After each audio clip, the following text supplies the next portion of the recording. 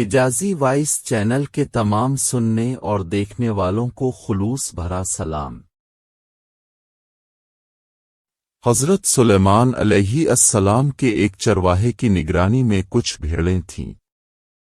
ایک دن اس کے پاس ایک بھیڑیا آیا اور بولا، مجھے کھانے کے لیے ایک بھیڑ دے دو۔ چرواہے نے حیران ہو کر جواب دیا، یہ بھیڑیں حضرت سلیمان علیہ السلام کی ملکیت ہیں، میں تو بس ان کا رکھوالا ہوں۔ بھیڑیا بولا، تو جا کر حضرت سلیمان سے پوچھ لو کہ کیا وہ مجھے ایک بھیڑ دینے کی اجازت دیتے ہیں۔ چرواہے نے کہا، مجھے ڈر ہے کہ اگر میں چلا گیا تو تم بھیڑوں پر حملہ کر دو گے۔ بھیڑیا ہنس کر بولا، جب تک تم واپس نہ آ جاؤ میں خود بھیڑوں کی نگرانی کروں گا۔ اللہ نہ کرے کہ میں خیانت کروں، لیکن اگر میں نے خیانت کی تو میں آخری امت کا قرب قیامت والا ایک آدمی بن جاؤں۔ بھیڑیے نے اپنے آپ کو بد دعا دی، یعنی موجودہ صدی کے مسلمانوں کی طرح ہو جاؤں۔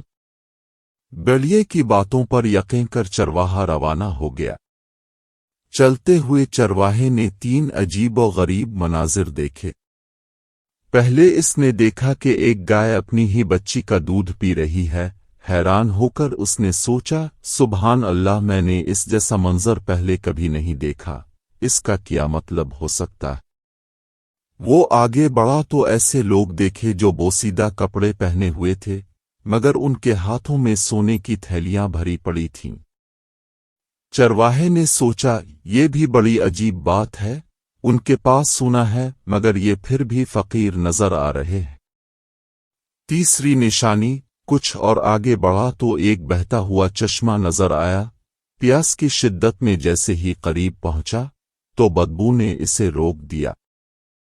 پانی کی بدبو اتنی شدید تھی کہ وہ پیچھے ہٹ گیا اور حیران ہو کر بولا، یہ کیسی بات ہے؟ بہتا ہوا پانی اور اتنا گندا کیسے ہو سکتا ہے؟ بالاخر وہ حضرت سلیمان علیہ السلام کے پاس پہنچا اور بھیڑیے کی درخواست بیان کی۔ حضرت سلیمان علیہ السلام نے فرمایا، ٹھیک ہے، میں اسے اجازت دیتا ہوں وہ ایک بھیڑ چن کر کھا لے۔ چرواہے نے عرض کیا، حکم بجا لاتا ہوں، مگر راستے میں 3 عجیب چیزیں دیکھی ہیں، ان کی حقیقت جاننا چاہتا ہوں۔ پہلی نشانی، جو گائے اپنی بچی کا دودھ پی رہی تھی، یہ آخری زمانے کی نشانی ہے۔ مائیں اپنی بیٹیوں کو فتنہ میں مبتلا کریں گی تاکہ خود فائدہ حاصل کر سکیں۔ دوسری نشانی، یہ لوگ ڈاکو اور چور ہیں۔ جو مال حرام سے آتا ہے اس میں برکت ختم ہو جاتی ہے۔ آخری زمانے میں حرام کمائی عام ہو جائے گی، قناعت ختم ہو جائے گی اور برکت اٹھا لی جائے گی۔